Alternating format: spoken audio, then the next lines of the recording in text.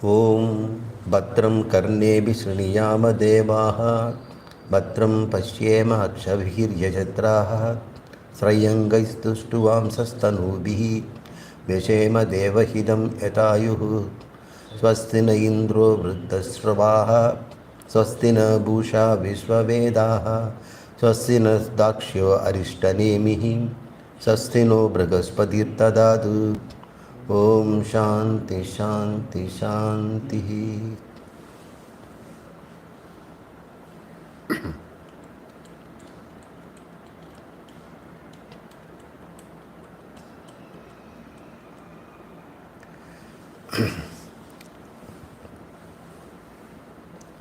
கடந்த சில வகுப்புகளில் நாம் முண்டகோபனிஷத்தின் இரண்டாவது முண்டகம், இரண்டாவது கண்டம், 9வது மந்திரமாகிய வித்யதே ஹிருதய கிரந்தி சித்தியந்தே சர்வ சம்சய ஷீயந்தே ச அஸ்ய கர்மாணி தஸ்மின் திருஷ்டே பராவரே என்று இந்த மந்திரத்தை நாம் விரிவாக பார்த்து கொண்டிருந்தோம். இதில் எவன் ஒருவன் காரண காரியமும் சத்தியம் மித்யாவுமாகிய இந்த பரம்பிரம்மத்தை சரியாக கண்டு கொண்டானோ அவனுடைய தஸ்மின் இருதய கிரந்திகள் முடிச்சை அவிழ்கின்றன. அவனுடைய அனைத்து சந்தேகங்களும் சர்வ சம்சயாக சித்தியந்தே சிதைந்து நாசமாகின்றன. மேலும் அவனுடைய அஸ்ய கர்மாணி மூகை கர்மங்களும் மூவினைகளும் ஷீயந்தே நலிந்து செல்கின்றன, இல்லாமல் போகின்றன என்று இந்த ஒரு 3 விதமான வாக்குறுதிகளை இந்த மந்திரம் தருகிறது. இந்த வாக்குறுதிகள் எதனால் கிடைக்கும்? எவனொருவன் பரமும் அவரமும் ஆகிய சத்தியமும் மித்யாவாகிய ஏகமேவ அத்வித்தியமாகிய பரம்பிரம்மத்தை தன் ஆத்மா என்று கண்டு கொண்டானோ அவனுக்கு. இந்த விஷயத்தை நாம் முன்பே பார்த்து இருக்கிறோம். இன்று நாம் பார்க்க வேண்டிய விஷயம் சர்வ சம்சயா என்று சொல்லக்கூடிய அனைத்து சந்தேகங்களும் நிவர்த்தி ஆகின்றன. இனிமேல் சந்தேகத்திற்கு ஒன்று கூட இல்லை என்று சொல்லக்கூடிய ஒரு நிலை உண்டாகும் என்று இந்த வாக்குறுதி சொல்கிறது.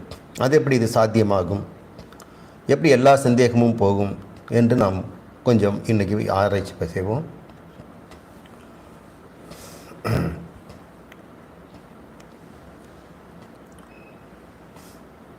சந்தேகங்கள் 3 இடங்களில் நமக்கு வரலாம். ஏன்னா நமக்கு இப்போ நாம் இருக்கிறது ஞான சாதனத்தில் இருக்கிறோம்.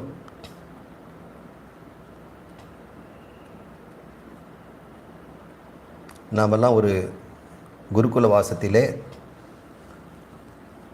குருவினுடைய உபதேசப்படி உபனிஷத்துக்களை புரிந்து கொண்டிருக்கிறோம். ஆகவே இது ஒரு யூடியூப் சேனல் என்பதாலோ யாரோ ஒருவர் இதை பேசிக்கொண்டிருக்கார் என்பதாலோ இதனுடைய முக்கியத்துவத்தை யாரும் நழுவ விட வேண்டாம்.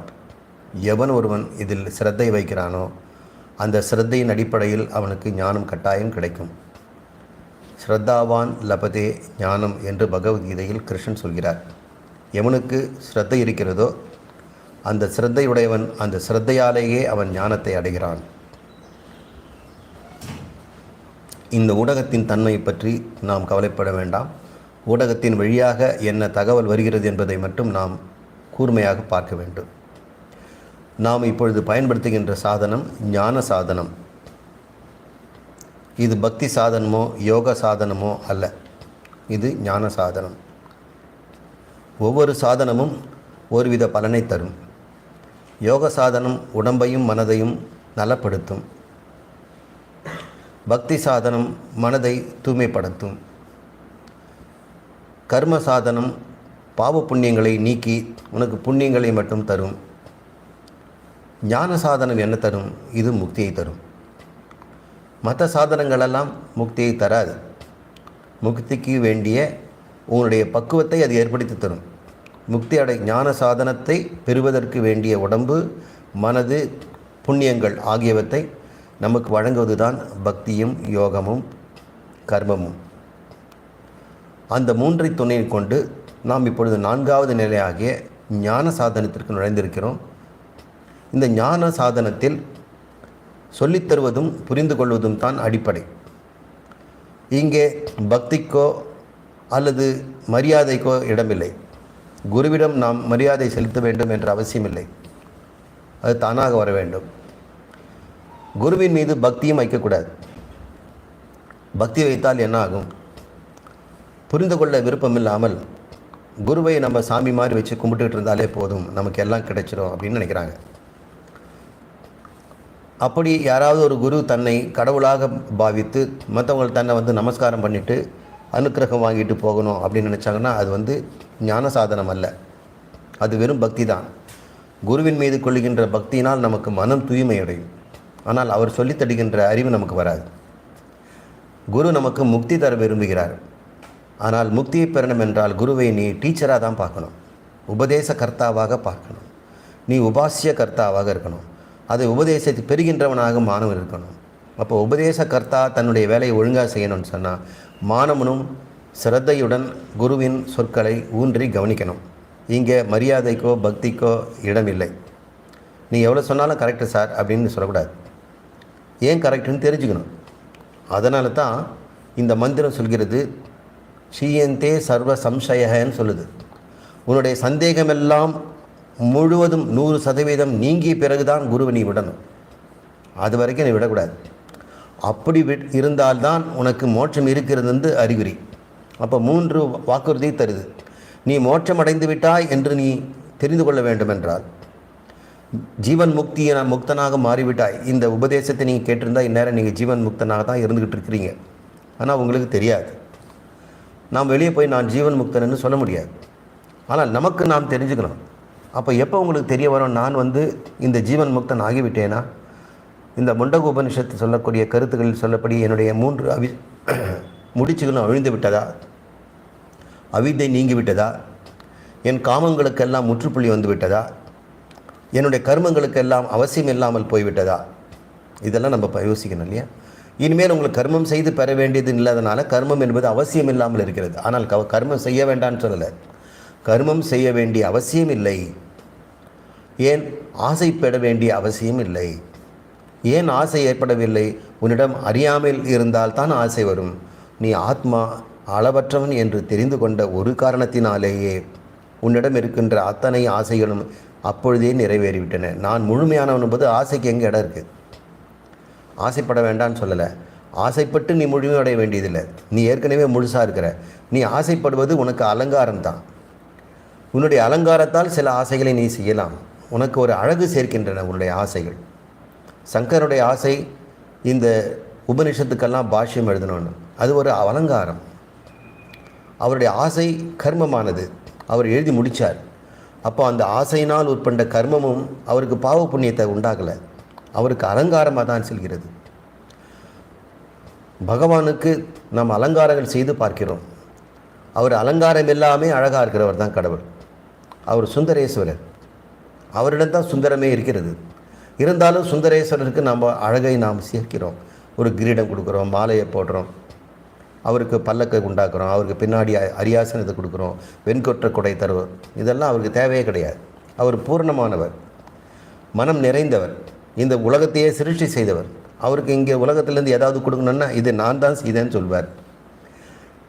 இங்கே உலகத்தில் இருந்து அவர் ஏதாவது கர்மம் மாற்றி ஏதாவது பெறணும்னு சொன்னால், இந்த உலகத்தையே செய்தவனுக்கு உலகத்துக்குள்ளே ஏதாவது கர்மம் இருக்கிறதா? அப்படிப்பட்ட நிலையை ஒரு ஜீவன் முக்தன் அடைகிறான். அதனால் அந்த ஜீவன் முக்தன் தன்னுடைய அடையாளமாக என்னிடம் அறியாமை போய்விட்டதா என்று பார்க்க வேண்டும். அறியாமை போயிருந்தால் கட்டாயம் ஆசை போயிருக்கும். ஆசை போயிருந்தால் இனிமேல் கர்மம் செய்ய வேண்டும் என்கின்ற அவசியமும் இருக்காது. இதை நாம் சோதித்து பார்த்து கொள்வதற்காக வித்யதே கிருதய கிரந்தி என்று சென்ற மந்திர வாக்கியம் சொல்லியது. இப்பொழுது அவித்யா என்று சொன்னோம் இல்லையா, அது நீங்கிடுச்சான்னு தானே இப்போ இந்த கிரந்தி நீங்கும். அப்போ அவித்யா என்று சொல்லக்கூடியது என்ன? தன்னை பற்றிய அறியாமை, தன் அறிவின்மை, தன்னை பற்றி தவறான அறிவு உடையது. தன்னை பற்றி அறியாதது ஒரு பக்கம், தன்னை பற்றி தப்பாக அறிந்து கொண்டிருப்பதும் ரெண்டாவது மிஸ்டேக். முதல் மிஸ்டேக்னால ரெண்டாவது மிஸ்டேக் வருது. நல்ல வேளை இது மிஸ்டேக், நாம் திரித்து கொள்ளலாம். ஒருவேளை மிஸ்டேக்கில் அது உண்மை இருந்தால் எப்படி நம்ம திருத்த முடியும்? நான் அனாத்மாவாகிய சிதாபாசன் உடம்பும் மனதோடு சம்பந்தப்படுத்தப்பட்ட சம்சாரி என்பது சத்தியமானால் நாம் எப்படி அதிலிருந்து விடுதலை முடிய முடியும்? நல்ல வேளையாக அது கற்பிதமாகவும் இருக்கிறது. தவறினால் ஏற்பட்டதாக இருப்பதனால உடனடியாக தவறை நாம் திருத்திக் கொள்ள முடியும். அதுதான் ஞான சாதனம். நாம் தவறை திருத்திக் கொள்வதற்காக இந்த ஞான சாதனத்தை பயன்படுத்தி கொண்டிருக்கிறோம். இந்த ஞான சாதனத்திற்கு உள்ள அடிப்படையான அம்சங்கள் சிரவணம், மனனம், நிதித்தியாசனம். இதுதான், இந்த மூன்றும் தான் ஞான சாதனம் என்று சொல்லப்படுகிறது. ஞான சாதனத்தில் இதுதான் சிலபஸ். சிரவண, மனன, நிதித்தியாசனம். கற்க, கசடர, கற்றபின் நிற்க. இதுதான் அதற்கு தக. கற்றல் முதல் நிலை, கசடர ஐயம் நீக்கிக் கொள்ளுதல் இரண்டாவது நிலை, மூன்றாவதாகிய நிதித்தியாசனம் அதில் நிஷ்டையில் இருத்தல், கற்றபடி வாழ்தல். தவறை திருத்து கொண்டோம். ஆத்மா நான், அனாத்மாவாகிய சிதாபாசன் மற்றும் அதனோடு சம்பந்தப்பட்ட ஜீவ தத்துவங்கள் எதுவுமே நான் அல்ல என்று தெரிந்து கொண்டோம். அதை ஐயன் திரிபர சந்தேகமில்லாமல் தெரிந்து கொண்டால் மனனம் மற்றும் நிதித்தியாசனம். அவ்வாறு தெரிந்து கொண்ட பிறகு ஆத்மாவாகவே வாழ வேண்டும். இதுவரை சிதாபாசனாக வாழ்ந்தோம், சம்சாரியாக வாழ்ந்தோம். இனி உண்மையான ஆத்மாவாகவே வாழ்வோம். அப்படி வாழ்வதற்கு சாதனங்கள் இருக்கின்றன. அது பேர் நிதித்தியாசனம். சிரவணத்தின் போது நமக்கு சந்தேகம் வரும், மனனத்திலும் சந்தேகம் வரும், நிதித்தியாசனமும் சந்தேகம் வரும். இந்த மூன்று சந்தேகங்களும் நீங்கி போயிடுச்சுன்னு சொன்னால் சியந்தே சர்வ சம்சய, இந்த ரெண்டாவது சொல்லினுடைய வாக்கியத்தினுடைய அர்த்தம் புரியும். அனைத்து சந்தேகங்களும் நீங்கிவிட்டன என்பதற்கு அடையாளம், நீ சிரவண மனன நிதித்தியாசனத்தை செய்து முடித்து விட்டாயா? செய்து முடித்து விட்டால் எல்லா சந்தேகங்களும் நீங்கிவிடும். சிரவணத்தில் என்ன சந்தேகம் வரும்னா பிரமாண சம்சய அப்படின்னு பேர்.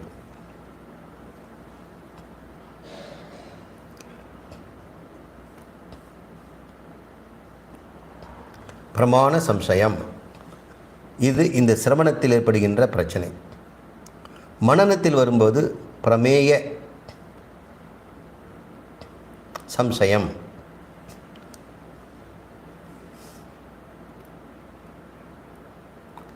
நிதித்தியாசத்தில் என்ன வரும்? விபரீத பாவனம்.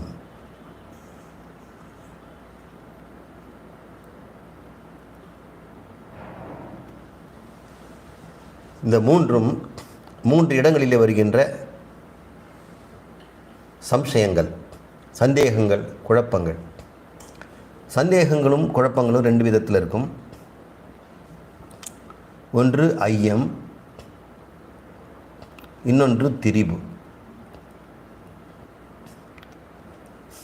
ஐயம் என்பது ஒன்றை சரியாக தெரிந்து கொள்ளாமல் தெளிவில்லாமல் இருத்தல்.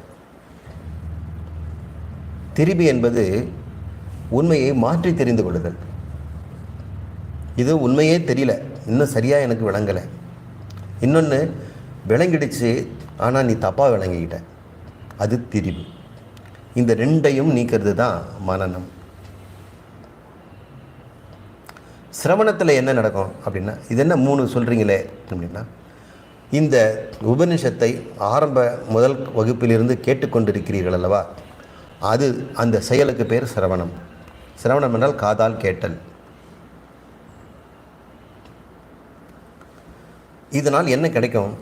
உனக்கு பிரமாணமாகிய உபனிஷத்தான பிரமாணம். ஏன்னா ஒரு உண்மை அறிவதற்கு ஒரு சாதனம், அது போய் பிரமாணங்கிறோம். இது சிவப்பா வெள்ளையா அப்படின்னு ஒரு பொருளை காமிச்சோம்னா அதுக்கு நீங்கள் ஒரு அறிவை நீங்கள் பயன்படுத்தணும். எதை பயன்படுத்துவீங்க? கண்ணை பயன்படுத்துவீங்க, காதை பயன்படுத்த மாட்டோம். அப்போது நிறத்தையும் வடிவத்தையும் அறிவதற்கு கண் தான் நமக்கு பிரமாணம். சப்தம், இது ரயில் சப்தமா, ஆட்டோமொபைல் சப்தமா, ஏரோப்ளேன் சப்தமா, குழந்தை அழற சப்தமா, குக்கர் சப்தமா அப்படின்னு பார்க்கணுன்னா கண் உதவாது. காது தான் உதவும். இப்போ காது ஒரு பிரமாணம். இப்போ பிரமாணங்கள் என்பது குறிப்பிட்ட அறிவை நமக்கு பெற்று தருகிறது. எனக்கு வேண்டியது ஆத்மாவை பற்றிய அறிவு. நான் ஆத்மாவை சரியாக தெரிந்து கொள்ளாமல் அனாத்மாவை ஆத்மா என்று நினைத்து கொண்டிருக்கிறேன். சிதாபாசனை ஆத்மா என்று நினைத்து கொண்டிருக்கிறேன். அப்படிப்பட்ட நேரத்தில் எனக்கு ஆத்மாவை பற்றிய ஞானம் வேணும்னா, அறிவு வேணும்னா, அதுக்கு என்ன சாதனம்? கண்ணை பயன்படுத்தலாமா, காதை பயன்படுத்தலாமா, மூக்கை பயன்படுத்தலாமா? அதெல்லாம் பயன்படுத்தாது. ஏன்னா அதெல்லாம் பயன்படுத்திகிட்டு இருக்கும்போது தான் நீ தப்பு செய்திருக்கிற. நீ அனாத்மாவை ஆத்மா என்று சொல்லும் பொழுதே நீ இந்த 5 புலன்களை பயன்படுத்தி கொண்டு தான் இருக்கிறாய். அதனால் உன்னால் இந்த 5 புலன்கள் மூலம் நிச்சயமாக ஆத்மாவை உன்னால் அறிய முடியாது.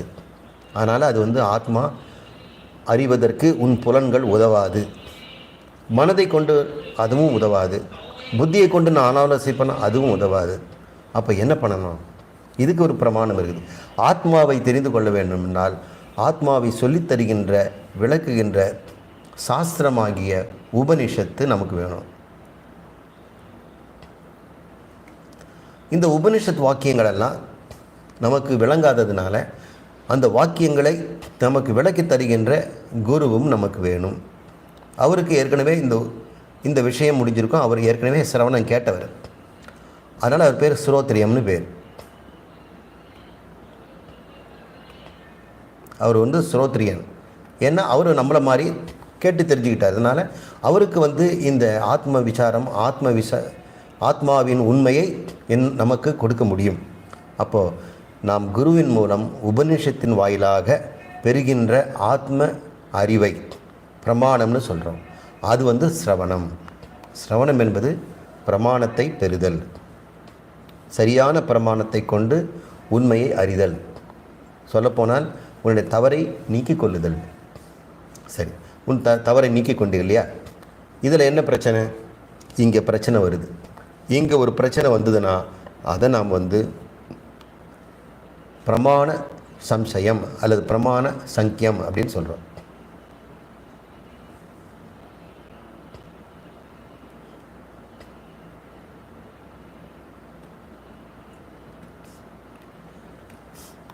அல்லது சம்சயம். சங்கியம்னா சங்கா என்று சொன்னால் இந்த சாப்பிட்டுக்கலாம். சங்கியம் என்றால் சந்தேகம். என்ன சங்கை என்று சொல்லுவாங்க. தமிழோட சங்கைன்னு ஒரு வார்த்தை பயன்படுத்துவாங்க. பிரமாணத்திலேயே நமக்கு சந்தேகம் ஏற்படலாம். என்ன பிரமாணம்? ஆத்மாவை பற்றி உண்மையாக தெரிந்து கொண்டோமா? அந்த பிரமாணம் நமக்கு வேலை செய்ததா?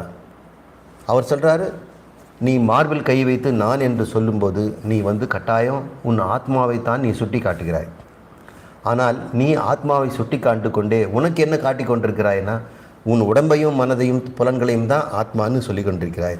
இல்லைப்பா, அதற்கும் ஆதாரமாகிய அதிஷ்டானமாகிய பொருள் இருக்கிறது ஆத்மா. அதுதான் கூம்பலும் விரிதலும் இல்லாமல், மூடி திறக்காமல் எப்பொழுதுமே விழித்து கொண்டிருக்கின்ற அறிவு சொரூபமானது ஆத்மா என்று நாம் தெரிந்து கொண்டோம் இல்லையா? இப்போ உங்களுக்கு ஐயமெல்லாம் நீங்கிடுச்சு. ஆத்மாவை பற்றிய சந்தேகம் துளியும் இல்லை. ஆத்மாதான் பிரம்மம் என்று மேலும் விளக்கினோம். இந்த ஜகத்தை சிருஷ்டி செய்த ஈஸ்வரன் யார்? இந்த உடம்புக்கு சொந்தக்காரனாக இருக்கிற ஆத்மா யார்? ரெண்டுமே ஒருத்தர் தான். இந்த உடம்புக்கு சொந்தக்காரனாகிய சுவாமியாகிய ஆத்மா இந்த ஜகத்தை சிருஷ்டி செய்த ஈஸ்வரனுக்கு சுவாமியாக இருக்கின்ற அவருடைய ஆத்மா, இரண்டுமே ஒரே ஆத்மா தான். அது பிரம்மம். அப்படியானால் நான் ஆத்மா என்று சொன்னால் நான் பிரம்மம் என்று சொல்லாமலே விளங்கும். விளங்கிடுச்சுன்னா ஐயம் நீங்கிதுன்னு அர்த்தம். விளங்கலைன்னா பிரமாண சங்கியம் இருக்குதுன்னு அர்த்தம். இப்போ பிரமாண சங்கியத்தை நாம் நீக்குவதற்கு என்ன செய்யணும்? மீண்டும் மீண்டும் சிரவணம் தான். ஸோ பிரமாண சங்கியம் இருந்ததுன்னா நான் ஆத்மா, அது ஜெகத்காரணம் பிரம்மம், இது தெரியணும். நான் ஆத்மா, அது யார்? ஜெகத்காரணம் பிரம்மம். இது சந்தேகம் இல்லாமல் தெரிஞ்சிடணும். நான் ஆத்மா, அந்த ஆத்மா தான் இந்த உலகத்தையே சிருஷ்டி செய்த பிரம்மம் அப்படின்னு நீ ஐயம் இல்லாமல் தெரிந்து கொண்டால் அப்போ உனக்கு சிரவணம் முடிஞ்சுதுன்னு அர்த்தம். அப்போ அடுத்து ரெண்டாவது என்ன சந்தேகம்? திரிபுன்னு சொன்னேன். திரிபு என்பது தவறாக புரிந்து கொள்ளுதல். புரிஞ்சிடுச்சு, ஆத்மாவும் புரிஞ்சிடுச்சு, பிரம்மமும் புரிஞ்சிடுது, ஆனால் தப்பாக புரிஞ்சுக்கிட்டு இருக்க. அப்படிப்பட்ட தவறு வருவதற்கு வாய்ப்பு இருக்கிறது. அது தன்னிடமிருந்து வரலாம், தன் மனதுக்குள்ளேருந்து வரலாம், வெளியிலிருந்தும் வரலாம். அப்போ வெளியிலிருந்து வரக்கூடிய திரிபுகள் என்ன ஆல்டர்னேட் ஐடியாஸ் என்று சொன்னால் அதெல்லாம் நம்ம பரமதம் அப்படின்னு சொல்கிறோம்.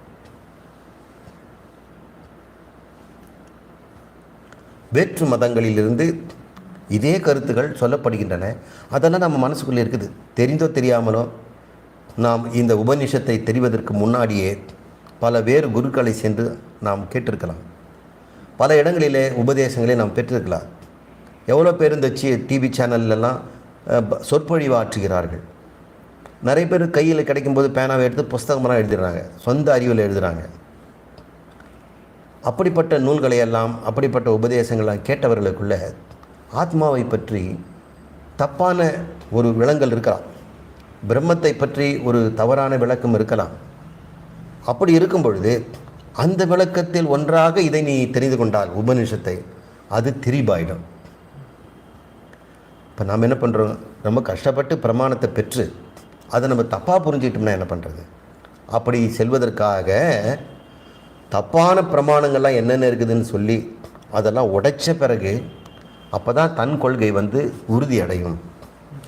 நான் ஆத்மா, ஜகத்காரணம் பிரம்மம் என்பதில் துளியும் சந்தேகம் வராமல் இருக்கணும்னு சொன்னால் இதுக்கு ஆல்டர்னேட் மாற்று கருத்துக்கள் இருக்கக்கூடியதெல்லாம் நாம் தவறு என்று நிரூபிக்கணுமா இல்லையா?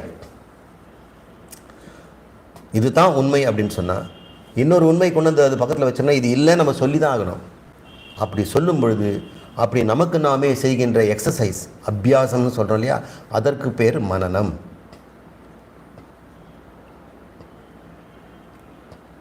மனனம்னா மனப்பாடம் படுத்துறதில்ல. நிறைய பேர் இது இந்த உபனிஷத்தை டீச் பண்ணுற வேதாந்திகளே கூட மனனம் என்பதை மனப்பாடம் பண்ணுறதுன்னு நினச்சிக்கிறாங்க. இந்த மந்திரங்களை மனப்பாடம் பண்ணிக்கணும். அப்படி அல்ல. சிரவணம் என்பது பிரமாண சங்கியம், அதை நீக்கிறது. அது நீங்கிடுச்சு.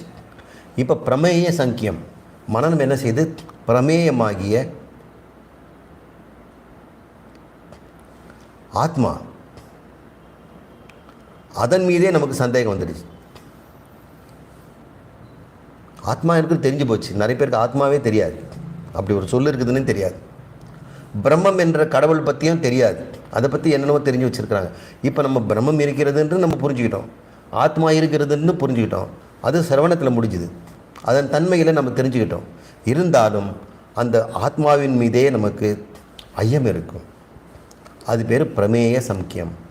நான் ஆத்மாவை ஒத்துக்கிறேன் சார், ஆனால் என்ன கடவுள்னு சொல்கிறீங்களா? அதை என்னால் ஒத்துக்க முடியல சார்.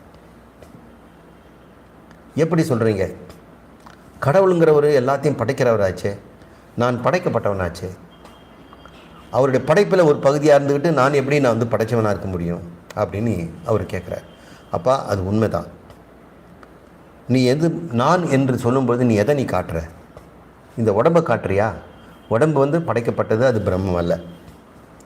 உன் மனசை நானுன்னு சொல்கிறியா? அதுவும் படைக்கப்பட்டது, அது பிரம்மம் அல்ல. அப்போ நான் எப்படி கடவுளாவேன்னு கேட்டேன்னு சொன்னால், நீ நான் என்பதை உடம்பும் மனமுன்னு வச்சுட்டு இருந்தீன்னா நிச்சயமாக அது கடவுள் இல்லைன்னு தான் அர்த்தம். நான் என்ன சொல்ல வந்தேன்? நான் என்பது ஆத்மா என்று நீ வழங்கி கொண்டால் அந்த ஆத்மா கடவுள் என்று சொல்கிறேன், அப்போ ஒத்துக்குவியா அப்படின்னு நம்ம கேட்குறோம். அந்த சமயத்தில் அவருக்கு இருக்கிறது பிரமேய சங்கியம். பிரமேயம் அறியக்கூடிய பொருளையிலேயே அது அறிய வேண்டியது அறிவது, அறிந்த பிறகும் அறிந்த பொருளிலே சந்தேகம் இருக்கும் பொழுது அது பிரமேய சங்கியம். அதை மனனம் தான் நீக்கும் என்று மனதையும் நாம் ஞான சாதனத்தில் ஒன்றாக நம்ம வைக்கிறோம். அப்போ 3 சாதனம் சொன்னேன்: சிரவணம், மனனம், நிதித்தியாசனம். சிரவணத்தை பார்த்தோம், இப்போது மனனத்தை நாம் பார்ப்போம். மனனம் என்பதில் ஆத்மாவை பற்றிய ஆல்டர்னேட் ஐடியாஸ்,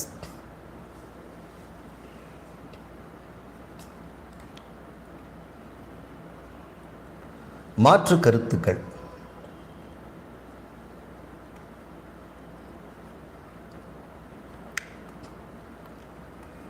நாம் என்ன கருத்து வச்சுருக்கிறோம்? நம்முடைய பக்கம்ங்கிறோம் இல்லையா? அது நம்முடைய பக்கம்.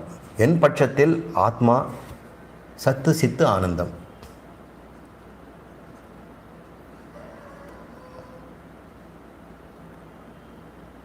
அது பிரம்மம்.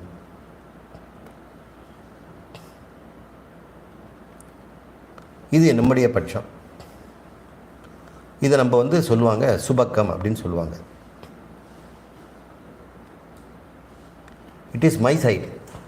இது என்னுடைய கடப்பாடு, என்னுடைய கொள்கை. ஆத்மாவை பற்றி நான் சரவணத்தினும் கண்டு கொண்டது. ஆனால் ஆல்டர்னேட் ஐடியேஷன் இருக்கு இல்லையா, அது நம்ம என்ன சொல்லுவோம்? பரபக்கம்ங்கிறோம். பரபக்கம்னா ஆல்டர்னேட் ஐடியாஸ். அது எதுக்கு சார் நம்ம படிக்கணும்? அப்போ நீ குரு மேலே பக்தி தான் வச்சுருக்கிற. அவர் சொல்கிறதெல்லாம் உண்மைன்னு நீ எடுத்துக்கிற. நீ ஆல்டர்னேட் ஐடியாஸும் கொண்டு குருக்கிட்ட கேட்கணும். அவன் அப்படி சொல்கிறான்னு நீங்கள் ஆத்மாவை இப்படி சொல்கிறீங்களே கரெக்டானு. இப்போ குரு கரெக்டாக உடைச்சி காட்டுவார். அவ்வாறு செய்யும் பொழுது ஞான சாதனத்தில் 2வது நிலை நீங்கள் கடக்கிறீர்கள். அது பேர் மனனம். அப்படின்னா ஆத்மாவை பற்றி வேறு மற்றவங்க என்ன சொல்கிறாங்க எனக்கு தெரியாதே அப்படின்னு சொன்னால் நல்லதாக போச்சு. ஆத்மாவை பற்றி உனக்கு ஏதோ மற்றவங்க சொல்லியிருக்கிறாங்கன்னு ஒன்று வச்சுருக்கீங்க, அது மனசுக்குள்ளே வச்சுருந்தா உங்களுக்கு 2 ஐடியா மனசுக்குள்ளே ஓடும். வேதாந்தப்படி ஆத்மா எப்படி, சாங்கியப்படி ஆத்மா எப்படி. நான் சில சமயத்தில் வேதாந்தத்தை ஒத்துவேன், சில சமயத்தில் இதை ஒத்துவேன் அப்படின்னு சொல்லக்கூடாது. அப்போனா உனக்கு மனனம் பற்றவில்லை. உனக்கு பிரமாணத்தின் மீதே சந்தேகம் இருக்கிறது. இதுவும் உண்மை சொல்லுது, அதுவும் உண்மை சொல்லுதுன்னு சொன்னால் நீ 2 உண்மையை ஏற்றுக்கொள்பவன் ஆவாய். அப்போ உனக்கு மோட்சம் கிடைக்காது, உனக்கு ஜீவன் முக்தி கிடைக்காது. ஒரு உண்மை இருந்தால் ஒரு உண்மை தான் உண்டாக்கணும். அப்போ உன்னுடைய பக்கமாகிய ஆத்மாவை பற்றிய உபனிஷத் தந்த அந்த விளக்கத்தை மாற்று கருத்துகள் உண்டு இருந்தால் அவற்றை நீ கட்டாயம் நீக்கித்தான் ஆக வேண்டும். அதை நம்ம இன்றைக்கி செய்ய போகிறோம். ஒரு பெரிய முக்கியமான வேலை. உங்களுக்கு சில பேருக்கு தெரிந்திருக்கலாம், தெரியாமலும் இருக்கலாம். இந்த விஷயத்தை நாம் ஒரு பக்கம் வைத்துக்கொண்டு அதை எவ்வாறு முறியடிக்கிறது என்று நம்ம பார்க்கணும். அது மனனம் என்பது. இந்த மனனத்தை செய்வதற்குன்னே எப்படி செய்யணும், எப்படி மாற்று கருத்தை முறியடிக்கணும் என்பதற்கே ஒரு நூல் எழுதியிருக்கிறார் வியாசர். அது பேர் பிரம்மசூத்திரம்னு பேர். பிரம்மசூத்திரம் படிக்கிச்சவனால தான் இந்த மாற்று கருத்துக்களை அனைத்தையும் அடித்து நொறுக்க முடியும். பிரம்மசூத்திரத்தை நம்மளால் படிக்க முடியாது, அது சூத்திரமாக இருக்குது. அதை புரிஞ்சுக்கணும்னு சொன்னால் சங்கரர் அதுக்கு எழுதிய இந்த பாஷ்யத்தை புரிஞ்சுக்கணும். அப்போ சங்கர பாஷ்யம் பிரம்மசூத்திரத்துக்கு இருக்கிறது. அப்போ சங்கர பாஷ்யத்தை புரிஞ்சுக்கணும்னு சொன்னால் அதுக்கு வேறு பாஷ்யம் வேணும் இல்லையா? சங்கரர் அவ்வளோ சீக்கிரம் நம்ம புரிஞ்சிக்க முடியாது. அப்போ சங்கரனுடைய விளக்கத்தையும் சமஸ்கிருதத்தை புரிஞ்சுக்கணும்னு சொன்னால் மறுபடியும் நமக்கு நூல்கள் வேணும். அதுக்கு தான் நம்முடைய ஆச்சாரியர்கள் நமக்கு துணை செய்கிறார்கள். குருபரானந்தர் போன்றவன், நம்முடைய தயானந்த சரஸ்வதி போன்றவர்களும் மற்றும் சில ஆச்சாரியர்கள் இருக்கிறார்கள். அவங்கெல்லாம் பிரம்மசூத்திரத்துக்கு விளக்கங்கள் நல்லா சொல்லி கொடுத்துருக்குறாங்க. அதையெல்லாம் கற்றதின் அடிப்படையில் நாம் இப்பொழுது மாற்று கருத்துக்கள் என்னன்னு பார்ப்போம். மாற்று கருத்தில் நமக்கு ரொம்ப பக்கமாக, ஆத்மாவுக்கு பக்கமாக, நம்முடைய வேதாந்தத்துக்கு பக்கமாக இருக்கிறவங்க மட்டும் தான் எடுத்துக்கிறோம். மீதி பேரை நம்ம கண்டுக்க போகிறதில்ல. ஏன்னா அவங்க தான் நம்முடைய ஸ்பேரிங் பார்ட்னர்ஸ்.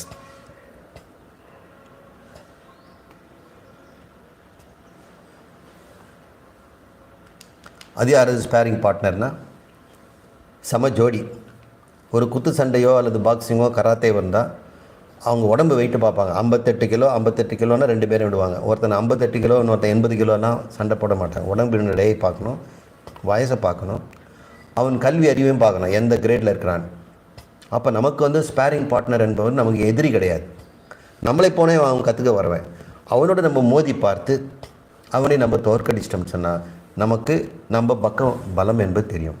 இதை நம்ம என்ன செய்கிறோம்? ஒரு கம்பை நல்லா நாட்டி பூமியில் பள்ளம் தோண்டி இந்த கம்பை உள்ளே நாட்டிட்டோம்.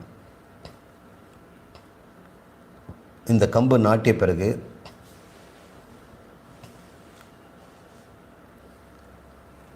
இதை நம்ம ஆட்டி பார்க்குறோம். எப்படியும் ஆட்டி பார்க்குறோம். அது கொஞ்சம் ஆட்டுச்சின்னு சொன்னால் மறுபடியும் என்ன பண்ணோம்? கல் மண் இதெல்லாம் இந்த குடியில் போட்டு இடித்து நல்லா கெட்டி பண்ணி மறுபடியும் ஆட்டி பார்ப்போம். மறுபடியும் கல் மண் போட்டு இடித்து ஆட்டி பார்ப்போம். இப்படி ஆட்டி பார்த்து இனிமேல் ஆடவில்லை என்று சொன்னால் மனனம் முடிஞ்சதுன்னு அர்த்தம்.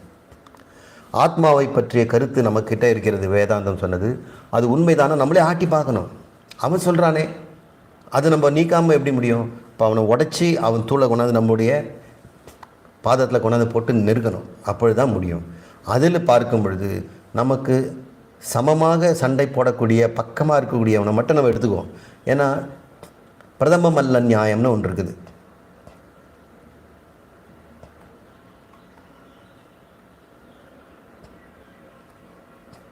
இந்த பிரதம மல்லன்னா டாப் மோஸ்டில் இருக்கிறவன்.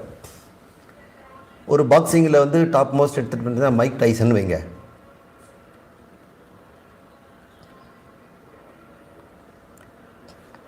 மைக் டைசன் தான் ஹெவி வெயிட் பாக்ஸர், உலகத்தில் சாம்பியன். இவனை நான் அடிச்சிட்டேன்னு சொன்னால் இந்த ரோட்டில் தீரிறவங்களால நான் வந்து சண்டை போட வேண்டியதில்லை. அல்லது ஒரு நாட்டில் அந்த ஊர் தேசத்தில் இருக்கக்கூடிய மாநிலம் மாவட்டம் அங்கே இருக்கக்கூடிய பாக்ஸர்லாம் நான் தோக்கடிக்க வேண்டியதில்லை.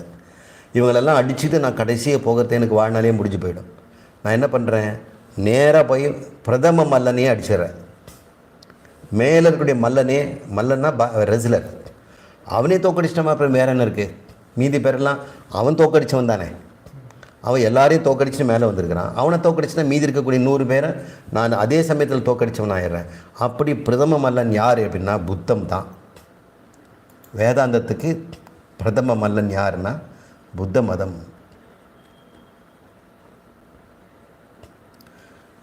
இப்போ மனநலத்தை என்ன பண்ண போகிறோம்? புத்த மதம் தவறுன்னு சொல்ல போகிறோம். புத்தர் தப்பு செய்திருக்கிறான்னு சொல்ல போகிறோம். சத்தம் போட்டு சொல்லணும். உங்களால் சொல்ல முடிஞ்சதுன்னா நீ நிச்சயமாக அத்வைத வேதாந்தி ஆயிட்டேன்னு அர்த்தம். இன்னும் கூட புத்தரை பார்த்து கொஞ்சம் பயம் இருக்கிறது, அவர் சொல்வதில் கொஞ்சம் உண்மை இருக்கும் போல் இருக்குது அப்படின்னு உங்ககிட்ட சந்தேகம் கொஞ்சம் இருந்தாலும் உன்னுடைய கம்பு சரியாக நாட்டப்படவில்லைன்னு அர்த்தம். அப்போது இது வந்து ஒரு மதத்தை இழிவு செய்வதற்காகவோ கேவலம் செய்வதற்காகவோ அல்ல, உண்மையை நிலைவாட்டுவதற்கு. பொய் சொல்கிறவங்க யாராக இருந்தாலும் அந்த பொய்ன்னு கண்டுபிடிச்சு தான் ஆகணும். அவங்களுக்கு உண்மை தெரியலேங்கிறத அர்த்தம். இப்போ புத்த மதத்தை பற்றியோ புத்தரை பற்றியோ நான் விமர்சனம் செய்யலை. புத்த மதம் சொல்லுகின்ற ஆத்மாவின் பற்றிய கருத்தை நாம் எடுத்து அரசி பார்த்து நம்முடைய பட்சமாகிய சுபக்கமாகிய என் பட்சத்தை இருக்கக்கூடிய ஆத்மாவினுடைய அறிவை நான் வளர்த்து கொள்கிறேன், உறுதி செய்து கொள்கிறேன், ஐயம் நீக்கிக் கொள்கிறேன். அதன் பெயர் மனனம். இந்த புத்த மதத்தில் 2 கருத்துக்கள் இருக்கிறது. நாம் சுருக்கமாக பார்க்கோம். பிரம்மசூத்திர வகுப்பு எடுக்கும்போது நாம் வந்து மணிக்கணக்கில் இதை பற்றி பேசலாம். நம்முடைய மனசும் அதுக்கேற்ற பக்குவத்தை அடையணும். இப்போத்தி நம்ம வந்து உபனிஷத்தை நாம் புரிந்து கொள்ளணும். அதற்கு மனம் என்றால் என்ன என்று சொல்வதை நான் இப்போ வந்து இதை எடுத்துக்கிறேன். இதில் 2 வாதங்கள் இருக்கிறது. புத்த மதத்திலே 2 வாதம் இருக்கிறது. ஒன்று க்ஷண பங்க வாதம், மற்றொன்று சூன்யவாதம்.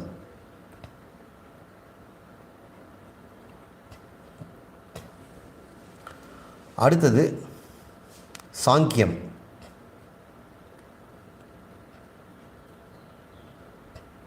சாங்கிய கொள்கை. இவங்களும் ஆத்மாவை பற்றி கருத்து வச்சுருக்கிறாங்க. நம்ம ஆத்மாவை பற்றி தான் பேசுகிறோம். இன்னும் நிறைய விஷயம் இருக்குது, நம்ம ஆத்மாவை மட்டும் எடுத்துக்குவோம். சாங்கியர்களுக்கு ஒன்று இருக்குது. சாங்கியத்துக்குள்ளே யோகமும் அடங்கிடும். அந்த மதத்தையும் நம்ம சாங்கியத்தை அடித்தா யோக மதமும் போயிடும். இன்னொன்று வைசேஷிகம்னு ஒன்று இருக்குது.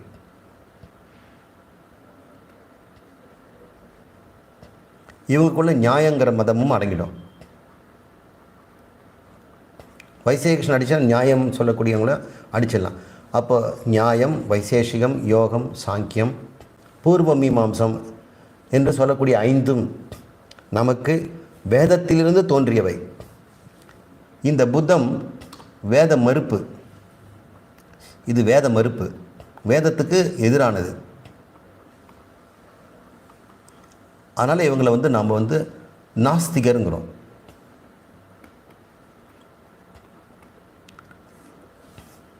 ஆனால் இந்த சாங்கியம் யோகம், வைசேஷிகம் நியாயம், பூர்வ மீமாம்சம்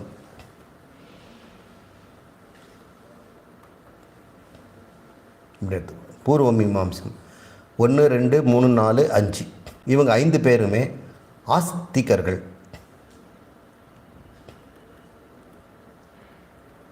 ஆஸ்திக மதம். அப்போ நாஸ்திக மதம் ஆஸ்திக மதம் என்று 2ஆக பிரிக்கிறோம் மதத்தை.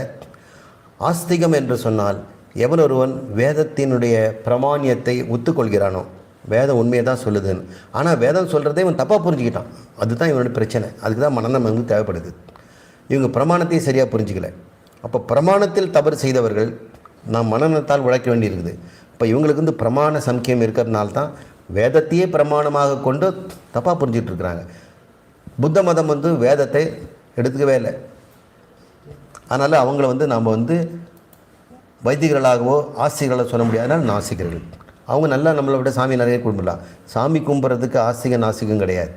வேதத்தை ஒத்துக்கொண்டா ஆஸ்திகன், வேதத்தை ஒத்துக்கலைன்னா எப்பேற்பட்ட பக்தனாக இருந்தாலும் அவன் நாஸ்திகன் தான். அப்படின்னு பார்த்தா கிறித்துவ மதமோ, இஸ்லாம் மதமோ, ஜெயின மதமோ, புத்த மதமோ எல்லாமே நமக்கு வந்து என்ன ஆகும், வேதத்தை ஒத்துக்கொள்ளாதனால அவங்க எல்லாமே நாஸ்திகர்களுக்குள்ளே போயிடுவாங்க. என்ன சார் எப்படி சொல்கிறீங்க, அவங்க நல்லா சாமி கும்பிட்றாங்க, ஆஸ்திகர் தானே? அல்ல. இந்த ஆஸ்திகம் நாஸ்திகங்கிறது வேதத்தை பிரமாணத்தின் எடுத்துக்கொண்ட அடிப்படையில் இதுதான் நம்முடைய சம்பிரதாய டீச்சிங். இது நமக்கு இன்னொரு கான்டென்ட் இருக்கிறாங்க, அவங்க வந்து ஜைனர்கள். இவங்க என்ன ஆத்மாவை பற்றி சொல்கிறார்கள் என்பதை நாம் கொஞ்சம் சுருக்கமாக பார்ப்போம். நாம் வேதாந்தப்படி ஆத்மாவை நாம் சைதன்ய ஸ்வரூபங்கிறோம்.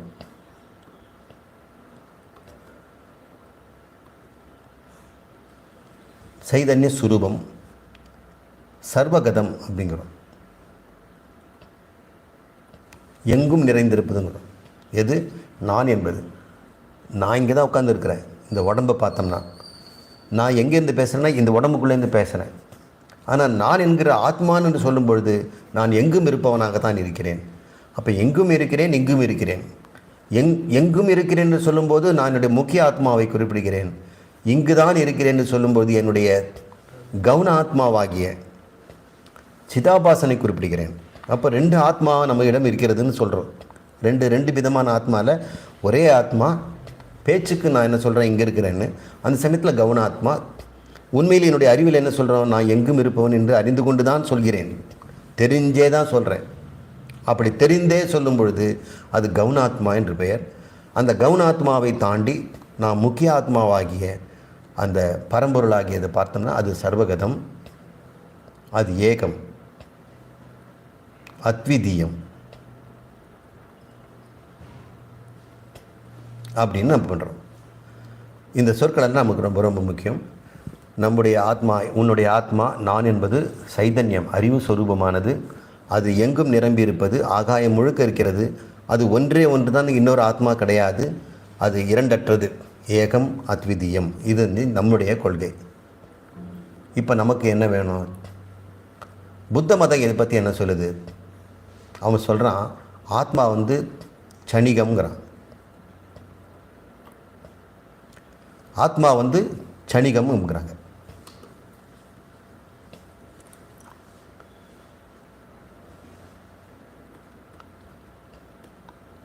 சணிக ஆத்மாவை நாம் வந்து தப்புன்னு சொல்லணும். சணிகமாக இருப்பது ஆத்மா. அது யார்? நான். அப்போ நீ புத்த மதத்தை ஏற்றுக்கொண்டால் நான் யாருன்னு கேட்டால் என்ன சொல்லணும்? நான் சணிகம்னு சொல்கிறோம். சணிகம்னா என்னென்ன? துண்டு துண்டாக பொறி பொறியாக ஒரு மத்தாப்பை எரிக்கும்பொழுது அதிலிருந்து நமக்கு பலவிதமான பொருட்கள்லாம் துள்ளி துள்ளியாக விடுது இல்லையா? அது மாதிரி நம்முடைய ஆத்மாவும் சணிகமாக இருக்கிறதா? இப்படி தோன்றுகிறது, தோன்றிய உடனே அப்படி உடனடியாக மறைஞ்சு போயிடுது.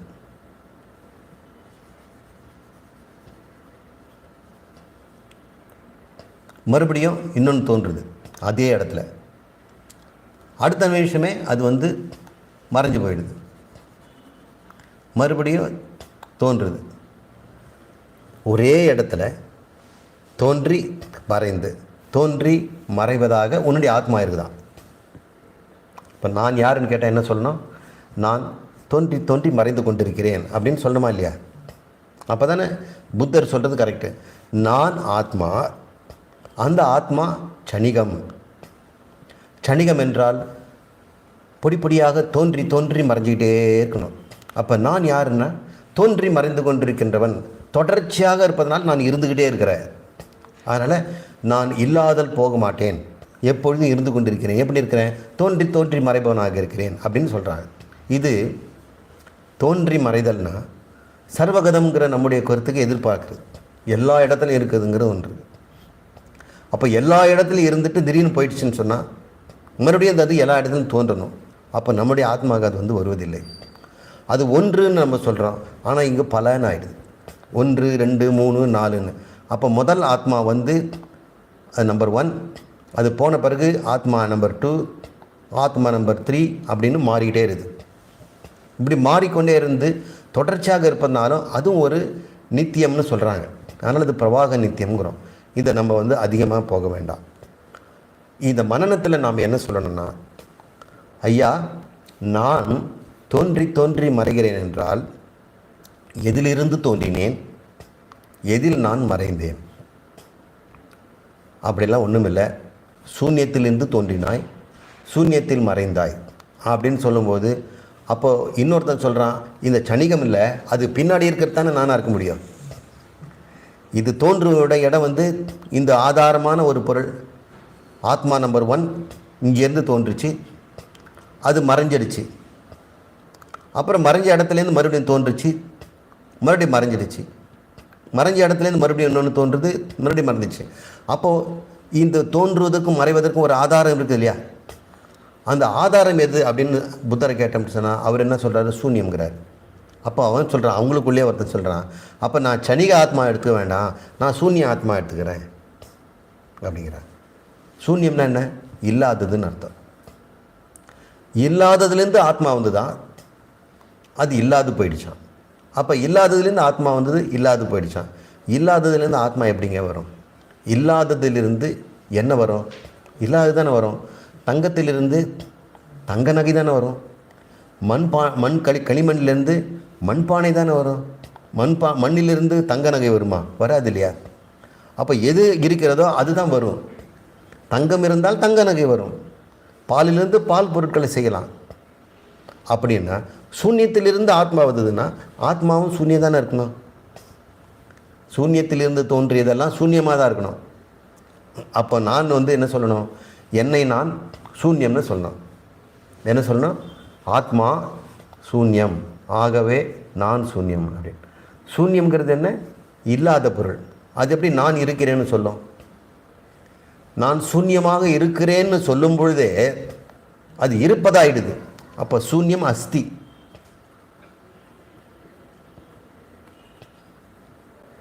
அஸ்தின்னா இருக்குது.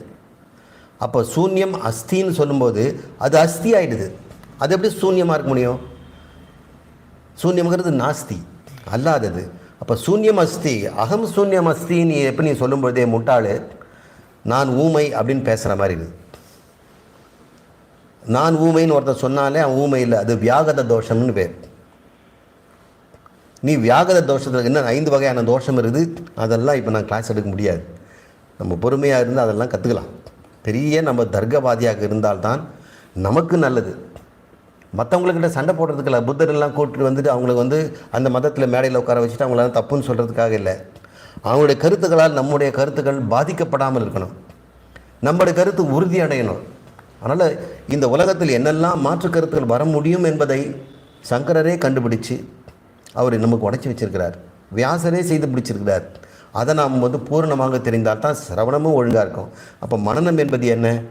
சிரவணத்தினுடைய அங்கம், அதை துணை செய்வது. அதை நம்ம செய்தாகணும். சரிங்க, சிரவணம் தான் அங்கம், மனனமும் நிதித்தியாசனமும் அதனுடைய அங்கிகள், அதனுடைய துணை. இப்போ சூன்யவாதத்தை நம்ம உடைச்சிட்டோமா? சூன்யவாதம் உடைஞ்ச உடனே மீண்டும் இருக்கக்கூடிய சனபங்கவாதம் போயிடுச்சா?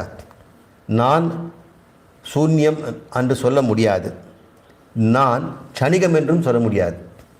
நான் தோன்றி மறைபவன் சொன்னால், நான் தோன்றி மறைபவன் சொன்னது ஆத்மா எது? நம்பர் 1ஆ, நம்பர் 2வா, நம்பர் 3ஆ? நல்ல யோசனை பண்ணி பாருங்கள். இப்போ ஆத்மா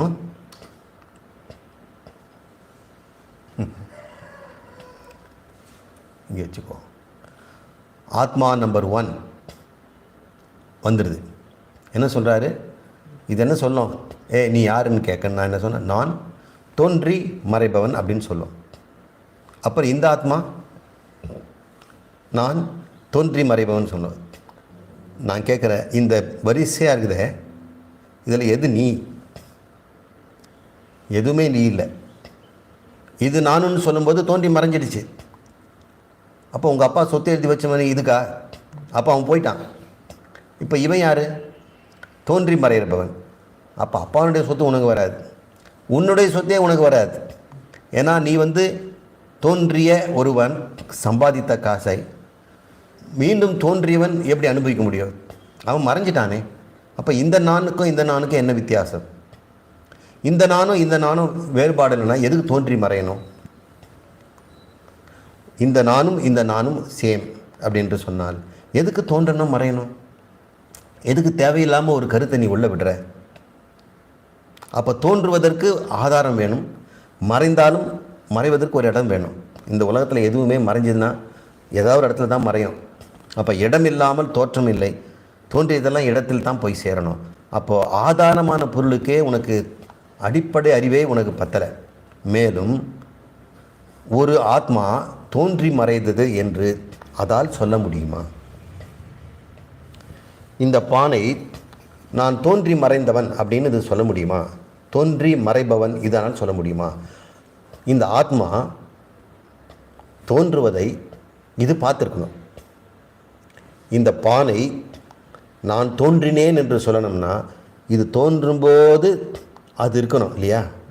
இது தோன்றிய பிறகு தானே இருக்குது, தோன்றதுக்கு முன்னாடி இல்லையே. அப்போ தோன்றிய பிறகு தான் இது அது இருக்க முடியும். அதில் தோற்றத்தை இது பார்த்துருக்க முடியாது இல்லையா? குயவன் செய்த பிறகு தானே இந்த பானை வந்தது. குயவன் பானை செய்யாத முன்னாடி இந்த பானை இல்லை இல்லையா? அப்போ இந்த பானை தோன்றிய பிறகு நான் காலை 10 மணிக்கு தோன்றினேன் அப்படின்னு சொன்னா அப்போ 9:59க்கு நீ இருக்கணும் இல்லை? அப்போ தானே 10 மணிக்கு நீ இருந்தது நீ பார்க்க முடியும். அப்போ 9:59க்கு நீ இருந்தேன்னு சொன்னால் நீ தோன்றியவன் எப்படி சொல்ல முடியும்? நீ தான் இருக்கிறியா இங்கே. அப்போ எந்த பொருளும் தன்னுடைய தோற்றத்தை பார்க்க முடியாது. அதே போல் எந்த ஒரு பொருளும் தன் மறைவை பார்க்க முடியாது. இது மறைஞ்சிருச்சுன்னு வச்சுங்க, நான் மறைந்ததை பார்த்தேன்னு சொன்னால் என் மக்கு மறைஞ்ச பிறகு நீ பார்த்தேன்னு சொன்னால் மறைஞ்ச பிறகு நீ இருந்தேன்னு தான் அர்த்தம். ஏன்னா பார்க்கறதுக்கு ஒரு ஆள் வேணும் இல்லை? அப்போ தோற்றத்தை தோன்றி மறைகின்ற பொருள் தனது தோற்றத்தை அறிய முடியாது, மறைவையும் அறிய முடியாது. ஆகவே அது நான் தோன்றி மறைந்தவன் என்று சொல்ல முடியாது. இதுதான் மனம். உங்களால் இது மாதிரி ஆர்கியூ பண்ண முடியுமா?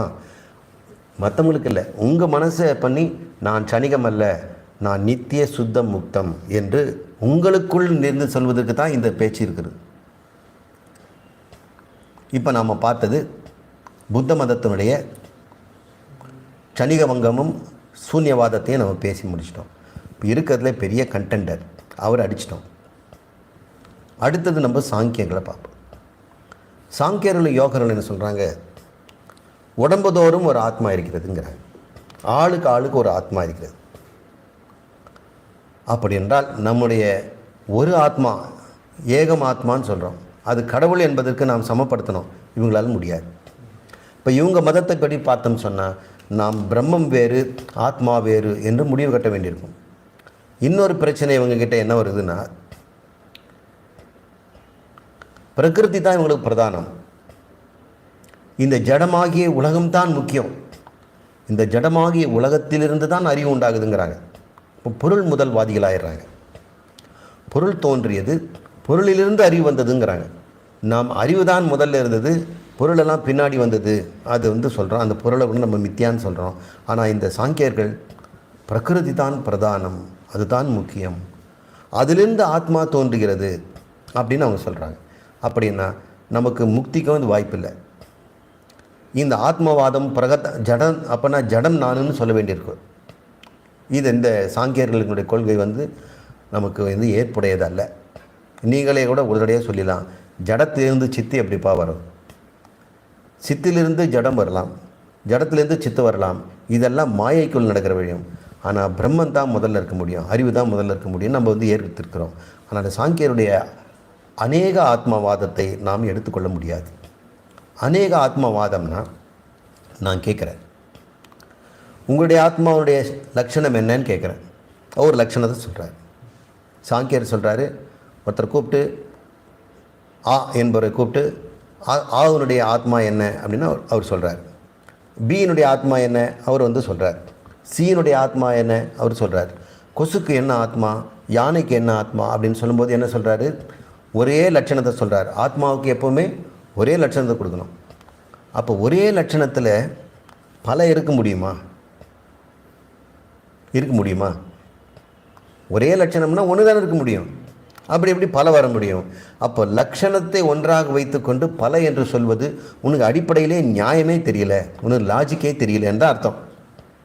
இப்போ இது ஒரு முட்டை இருக்குது, இன்னொரு முட்டை இருக்குது. இது ஓடு, உள்ளே வந்து மஞ்சள் கரு வெள்ளைக்கரு எல்லாம் இருக்குது. இது ஓடு மஞ்சள் கரு உங்களுக்கு. நீங்கள் வாங்க போகிறீங்க, இதை வேணும் இது வேணும்னு நீங்கள் கேட்டு வாங்குவீங்களா? நீங்கள் என்ன செலக்ட் பண்ண போகிறீங்க? அதில் செலெக்ஷனுக்கு ஒன்றுமே இல்லை.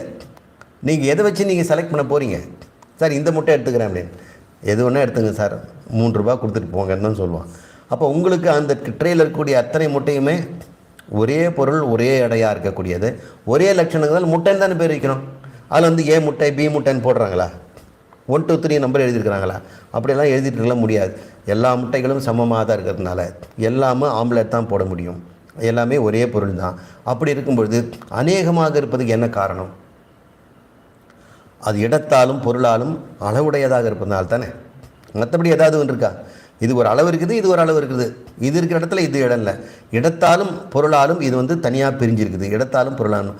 அப்போனா உன்னுடைய ஆத்மா ஆளுக்கு தனியாக இருக்குதுன்னு சொன்னால் இந்த மாதிரி முட்டை மாதிரி இடத்தாலும் பொருளாலும் காலத்தாலும் பிரிந்திருக்கிறது. ஏன்னா ஒரு ஆத்மா இறந்த பிறகு நாங்கள் அந்த ஆத்மா அப்போ இல்லை இல்லையா? அப்போ காலத்தாலும் அளவுடையது, பொருளாலும் அளவுடையது, இடத்தாலும் அளவுடையதுங்கிறதுனால அது ஒரு வடிவத்தை தர வேண்டியிருக்குது. அது எது? இந்த உடம்பு தான். உடம்பு தான் காலத்தாலும் இடத்தாலும் பொருளாலும் அளவுடையது. மனம்தான் காலத்தால் இடத்தாலும் பொருளாலும் அளவுடையது. எனவே உன்னுடைய ஆத்மாவும் உடலும் மனமும் போல தான் அப்படின்னு சொன்னோம்னா நாம் வந்து எளிதாக நம்முடைய பட்சத்துக்கு நம்ம போயிடலாம். இதை வந்து ஈஸியாக முறியடிச்சிடலாம். எடே நாங்கள் சொல்கிறது, நாங்கள் சிதாபாசன் எதை சொல்கிறனோ அதைத்தான் நீங்கள் வந்து ஆத்மான்னு சொல்லிகிட்டு இருக்கீங்க. பாவமாக இருக்கடா ஒன்று பார்க்க. சாங்கியர்களே, நாங்கள் ஏற்கனவே அதை பற்றி தெரிஞ்சிருக்கிறோம். எல்லாருக்கும் தனித்தனி ஆத்மாவாக இருப்பது உண்மைதான். ஆனால் அது வந்து கவுன ஆத்மா, அது சிதாபாசன், ஆத்மாவின் மனதில் தோன்றுகின்ற பிரதிபலிப்பு என்று நாங்கள் புரிந்து கொண்டோம். உனக்கு புரியல, அதை ஆத்மான்னு நினச்சி வச்சுட்டு இருக்கிற அப்படின்னு அவங்க சொன்னோம்னா இப்போ நம்ம சாங்கியர்களை நம்ம முறியடித்து விட்டோம். அவங்களுக்கும் புரிய வச்சிட்டோம். புரிஞ்சுக்கிட்டா சரி. வைசேஷிகர்கள் வந்து ஆத்மாவை வந்து ஜடம்ங்கிறாங்க. அப்போ ஜடம்னு அவங்க முடிவு பண்ணிட்டாங்க. துகள்களால் ஆனதுங்கிறாங்க. அந்த துகள்களில் 2 வகையான துகள்கள் இருக்குதான். ஜடத்துகள், அறிவுடைய துகள். இந்த ரெண்டும் சேரும் பொழுது இந்த உடம்பு அறிவெல்லாம் உண்டாகுது அப்படின்னு அவங்க சொல்கிறாங்க. அப்போ 2 துகள் இருக்குதா. ஆத்மான்ற துகள்கள் கொஞ்சம் எடுத்துக்கணும். அப்புறம் உடம்புக்கு வேண்டிய துகள்கள் இருக்குது இல்லையா, ஆட்டம்ஸ். இது 2த்தையும் போட்டு பிசைஞ்சோம்னா அறிவுடைய உடம்பு உண்டாயிடும். இப்படின்னு இந்த வைசேஷியர்களும் நியாயவாதிகளும் அவங்களுடைய புத்தியை வச்சு பயன்படுத்துகிறாங்க. ஆத்மா ஜடம்னு சொன்னால் அப்புறம் மோட்சம் என்ன இருக்குது? நீ ஜடத்துக்கு போய் ஜடத்துலேருந்து ஜடத்துக்கு போக வேண்டியதாகிடும். அதனால் நமக்கு மோட்சமும் சித்திக்காது. அப்போ மோட்ச அப்பிரசங்கம் ஆகிடும். நமக்கு மோட்சத்தை கொடுக்க முடியாத மதமாக இருக்கிறது. இந்த மதமும் மோட்சம் தராது, சூன்யவாதமும் மோட்சம் தராது. ஏன்னா நம்ம வந்து மோட்சத்தில் நாம் என்ன போக போகிறோம்? ஒன்றும் இல்லாமல் போக போகிறோம். சாங்கியர்கள் இப்படி பார்த்தோம்னு சொன்னால் நம்ம மோட்சமே கிடையாது. ஏன்னா ஏற்கனவே நம்ம அளவுடையவர்கள் வந்து சத்தியமாகி போச்சு.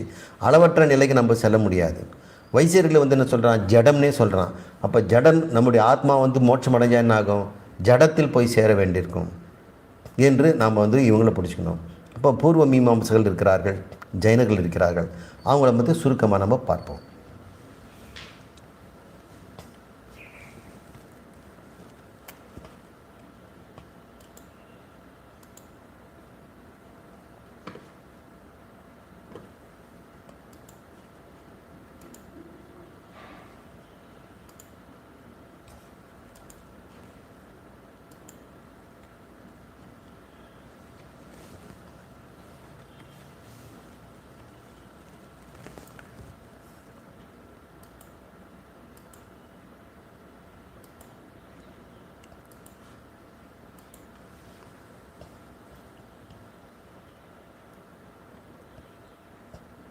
இப்போ நம்ம பார்க்க வேண்டியது ஜெயினர்கள்.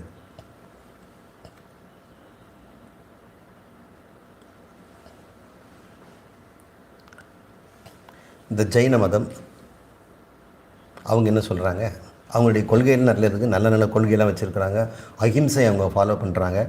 வாயில் வந்து துணியை கட்டிக்கிட்டு தான் போவாங்க. அவங்க வந்து நிர்வாணம் என்ற ஒரு நிலையை அடைய நினைக்கிறாங்க. அவங்க திகம்பரர்னு சொல்லுவாங்க. உடம்புல துணியே இல்லாமல் அவங்க வந்து மயிலிறகை வைத்துக்கொண்டு தலையெல்லாம் பெருக்கிக்கிட்டு இருப்பாங்க. மெத்தையில் படுக்க மாட்டாங்க, கடினமான தரையில் தான் படுப்பாங்க. இப்படியெல்லாம் ரொம்ப விரதத்திலே உயர்ந்தவர்களாக இருக்கிறாங்க. அதில் நான் எந்த குற்றமும் நான் சொல்லவில்லை. அவங்களுடைய கொள்கைப்படி ஆத்மா உடம்பளவு. இப்போ ஆத்மா உடம்பளவுன்னா உடம்பு எவ்வளவோ அந்த அளவுக்கு தான் இருக்கும். அப்போ எறும்பினுடைய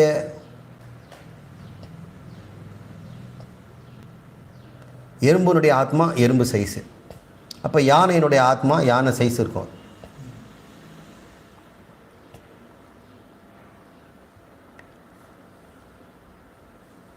அப்படி தான் சொல்கிறாங்க. யானுடைய ஆத்மா யானை சைஸ் இருக்கும், எறும்பினுடைய ஆத்மா எறும்பு சைஸ் இருக்கும், மனிதனுடைய ஆத்மா மனிதன் சைஸ் இருக்கும். இப்போ அந்த ஆத்மா வந்து உடம்புக்கு சமமானது, உடம்பளவு இருக்கிறது. இப்போ ஒரு வேளை நான் வந்து 40 கிலோ இருந்தேன், இப்போ 80 கிலோ ஆகிட்டேன். அப்போ ஆத்மா 80 கிலோ. ஆமாம். இப்போ குழந்தையாக இருக்கும்போது நான் வந்து வெறும் 3 கிலோ பிறக்கும்போது 2, 8 அல்லது 3, 4 கூட சில குழந்தைங்க பிறகுது. அதுக்கப்புறம் 80 என்னும்போது ஆத்மா பெருசாகுதுன்னா ஆமாம். உடம்பு பெருசானா ஆத்மா பெருசாகும், உடம்பு சுருக்குன்னா ஆத்மா சுரியும். அப்படின்னா பலூனில் இருக்கிற காற்று மாதிரி வெளியே விட்டுலாம் போகலாம். அப்போ குறைஞ்சி போன ஆத்மா எங்கேருந்து போச்சு? நான் ஒரு வேளை 80 கிலோலேருந்து 40 கிலோ குறைஞ்சிட்டேன்னா, 60 கிலோ குறைஞ்சிட்டேன், 20 கிலோ ஆத்மா எங்கே போச்சு? அதெல்லாம் பதில் சொல்ல மாட்டேன். அப்போ நான் 60 கிலோலேருந்து 80 கிலோ ஆனேன்னா அந்த 20 கிலோ ஆத்மா எங்கேருந்து உள்ளே வந்துடுச்சு? அதுவும் அவங்களும் சொல்ல மாட்டாங்க. அவங்களுக்கு அதெல்லாம் முக்கியமே கிடையாது.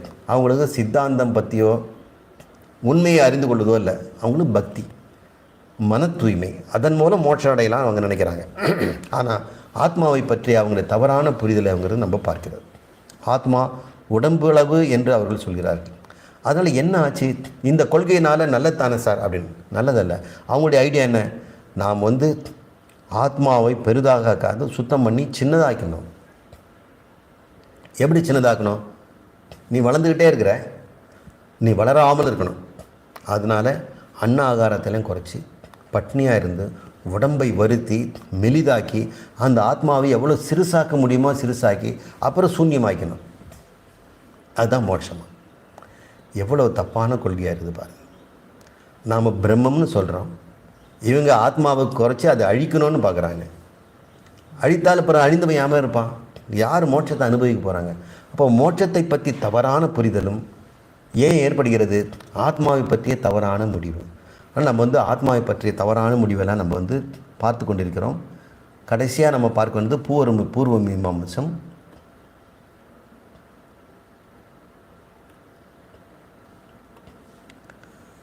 வேதாந்தத்தை வந்து உத்தர மீமாம்சங்கிறோம்.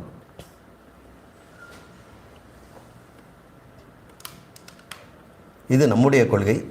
பூர்வ மீமாம்சர்களும் இது 2 பேரும் மீமாம்சம் பண்ணுறாங்க.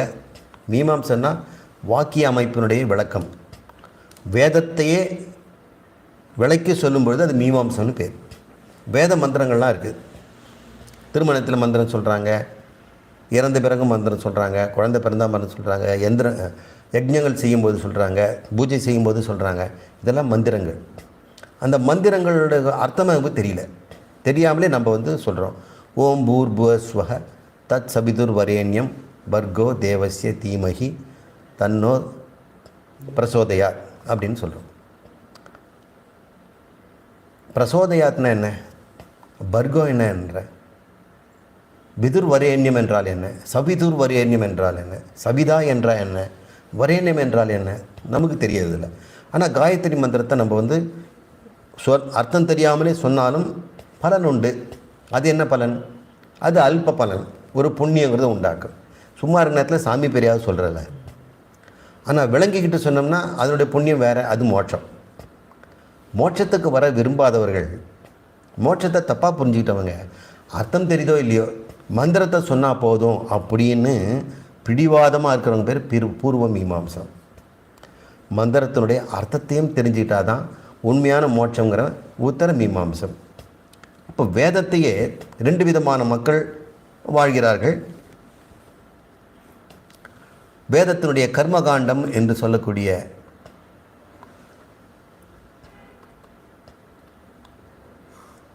விதி நிஷேதம், இது 2 தான் வேதத்தினுடைய முக்கியமான பகுதி. விதி என்றால் இதை செய், நிஷேதம் என்றால் இதை செய்யாதே. இதை செய், இதை செய்யாதே என்று வேதம் நமக்கு சொல்லுது. அது தான் நமக்கு பிரமாணம். உபனிஷத்துன்னு ஒன்று இருக்குதே, அது சும்மா கதை. அதெல்லாம் நம்ம படிக்க வேண்டியதில்லை. இந்த உத்தர மீமாம்சம்னு சொல்லக்கூடிய உபனிஷத்தும் அல்லது வேதாந்தம் சொல்லக்கூடிய பகுதியை இந்த பூர்வ மீமாம்சம் மரியாதை கொடுக்கறதில்ல. அப்போ நம்ம கேட்குறோம், ஐயா நீங்கள் வேதத்துக்கு தெய்வத்துக்கு சமமாக தெய்வ வாக்காக சொல்கிறீங்க, அவர் பிரம்மாவனுடைய மூச்சு காற்று தான் வேதம்னு சொல்கிறீங்க, அதில் எல்லாமே முக்கியம்னு வேதமே சொல்லுது. வேதத்தில் ஒரு பகுதி கூட வீண் கிடையாது, அது ஒன்று கூட பிரயோஜனமற்றது கிடையாது. நான் தேவையில்லாததை பேசுவதில்லைன்னு சொல்லுது. அப்படிப்பட்ட வேதத்தில் நீ பெரும்பகுதியாக இருக்கக்கூடிய கர்மகாண்டத்தை உண்மை நடத்துகிற, ஆனால் சிறு பகுதியாக இருக்கிற உபனிஷத்து தேவையில்லைன்னு சொல்கிறியே, அப்போ நீ மரியாதை இல்லாமல் பண்ணிடுவியே, என்னப்பா பண்ணுறது? அப்போ வேதத்தில் நீ ஒரு பகுதியை எடுத்துக்க, ஒரு பகுதின்னு சொன்னால் என்ன அர்த்தம்? நான் ஒரு முட்டை எடுத்துக்குவேன், பாதியில் குஞ்சு பொரிச்சுக்குவேன், மீதி நான் ஆம்லெட் போடுவேன்னு சொல்கிற மாதிரி இருக்குது. எடுத்தால் மொத்தமாக தான் பயன்படுத்தணும். ஒன்று கொஞ்சம் பொரிக்கணும், இல்லைன்னா ஆம்லெட் போடணும். நீ என்ன பண்ண போகிற? ஆனால் 2 முடியாது. அவனை சொல்கிறான், வேதத்தில் இந்த பகுதி போதும், அதுவே எனக்கு மோட்சம் தரும், விதி நிஷேதம் பகுதியே போதும். இது இந்த உபனிஷத்துன்னு சொல்லக்கூடிய அந்த பகுதி இருக்கு இல்லையா, அந்த வேதத்தினுடையது, அது என்னப்பா நீ சொல்கிறிய? வேதம் ஒரு முக்கியமானன்னு சொல்கிறியே, அதை நீ விட்டுடலாமா அப்படின்னு சொல்லும்பொழுது அதெல்லாம் அர்த்தவாதம்ங்கிறார் அவர்.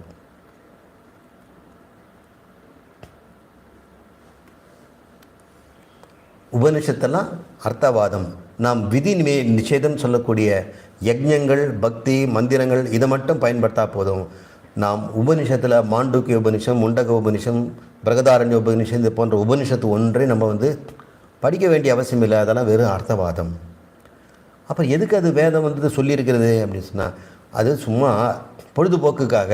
இந்த யஜ்ஞம்லாம் செய்யும் பொழுது நடுவில் கேப் இருக்கும் இல்லையா, அந்த சமயத்தில் பொழுதுபோக்காகலாம் படிச்சுக்கலாம். இல்லைப்பா அதில் தத்துவமசி, அகம் பிரம்மாஸ்மி, அயமாத்மா பிரம்மம், பிரஜானம் பிரம்மம்லாம் சொல்லுதே மகா வாக்கியங்கள், அதன்படி பார்த்தோம்னா ஆத்மா தான் பிரம்மம்னு சொல்லுதே. ஆனால் அது அப்படி தான் அப்படி சொல்லும். நம்மளெல்லாம் குஷிப்படுத்தணும்ல. யஜ்ஞம் பண்ணுற, இவ்வளோ செலவு பண்ணிவிட்டு கோடிக்கா செலவு பண்ணி இந்த வேதம் பண்ணுற, அதனால் நீ தான் பிரம்மம் அப்படின்னு நம்ம 100 ரூபாயார கணக்கு கொடுத்தா, டே நீ கர்ணன்னு சொல்கிறோம், 2 பேர் அடித்து போட்டால் நீ தான்டா அர்ஜுனுங்கிறோம். இப்படி புகழ்ச்சிக்காக சொல்வது பேர் அர்த்தவாதம்னு பேர். அது உண்மைன்னு எடுத்துக்க மாட்டாங்க. இப்போ குழந்தைகிட்ட தான் சொல்கிறோம், என்னப்பா அப்படி சொல்லிட்டேன்னா, சும்மா அப்படி சொன்னால் தான் கம்முன்னு இருக்கும் அப்படின்றதுனால நம்ம சொல்கிறோம் இல்லையா, அது பேர் அர்த்தவாதம். இப்படின்னு உபனிஷத்து அர்த்தவாதம்னு யார் சொல்கிறாங்க? இந்த பூர்வ மீமாம்சகர்கள். அவங்களுடைய கட்சி என்ன? மோட்சத்தை யஜ்ஞத்தால் பெறலாம், கர்மத்தால் பெறலாம். ஆனால் நாம் என்ன சொல்கிறோம்? மோட்சத்தை ஞானத்தால் தான் பெற முடியும் அப்படின்னு நம்ம சொல்கிறோம்.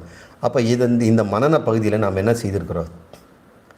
ஆத்மாவை பற்றிய மாற்று கருத்துகள், மோட்சத்தை பற்றிய மாற்று கருத்துகள் எப்படிலாம் இருக்கக்கூடும் என்பதை குருவே அவராக கொண்டு உங்களுக்கு தெரியாத மீமாம்சம் பற்றியெல்லாம் அவர் சொல்லிக் கொடுத்து, புத்தருடைய இணக்கத்திலும் மற்ற சாங்கியர்கள், வைசேஷிகள், யோகர்கள் இவங்களெல்லாம் கொண்டு அவங்க சொல்வதெல்லாம் தப்பு என்று நாம் நிரூபித்த பிறகு நம்முடைய ஆத்மா நான் அறிந்து கொண்டது உண்மையிலும் உண்மையே என்று சொல்லக்கூடிய பிரமேய சங்கியமும் நீங்கியது. பிரமாண சங்கியம் நீங்கியது. இப்போ உண்மையில் நான் ஆத்மா தான் என்று இனிமேல் நீங்கள் மறுக்கவே முடியாத அளவுக்கு நீங்கள் ஏற்றுக்கொண்டால், ஐயம் திருபற நீங்கிவிட்டால், அப்போ தான் சர்வ சம்சய, எல்லா சந்தேகமும் இனி நீங்கிவிட்டது அப்படின்னு இந்த மந்திரத்தினுடைய நடுப்பகுதிக்கு நம்ம வந்திருக்கிறோம். இன்னும் ஒரு பகுதி இருக்குது, நிதித்தியாசனம்னு. அது நம்முடைய விபரீத பாவனம்ங்கிறோம். அதையும் நம்ம நீக்கிட்டோம்னு சொன்னால் இந்த மந்திரத்தில் நாம் பார்த்த இந்த சொல் நமக்கு புரிந்துவிடும். எல்லா சந்தேகங்களும் நீங்கிவிட்டது என்பதுக்கு எப்போ சொல்ல முடியும்? சிரவணமும் மனனமும் நிதித்தியாசனம் முடிக்கணும். அப்போ நம்ம இன்னொரு வகுப்பில் நிதித்தியாசனத்தை முடித்துவிட்டு கூடவே கர்மாணி என்று சொல்லக்கூடியதை படித்து இந்த மந்திரத்தை நாம் பூர்த்தி செய்வோம் அடுத்த வகுப்பில். அதுக்கு அடுத்த மீதி இருக்கக்கூடிய அடுத்த முண்டகத்தில் நாம் நுழைவோம். ஓம் பூர்ணமதத் பூர்ணமிதம் பூர்ணாத் பூர்ணமுதச்யதே பூர்ணஸ்ய பூர்ணம் ஆதாய பூர்ணம் ஏவாவசிஷ்யதே. ஓம் சாந்தி சாந்தி.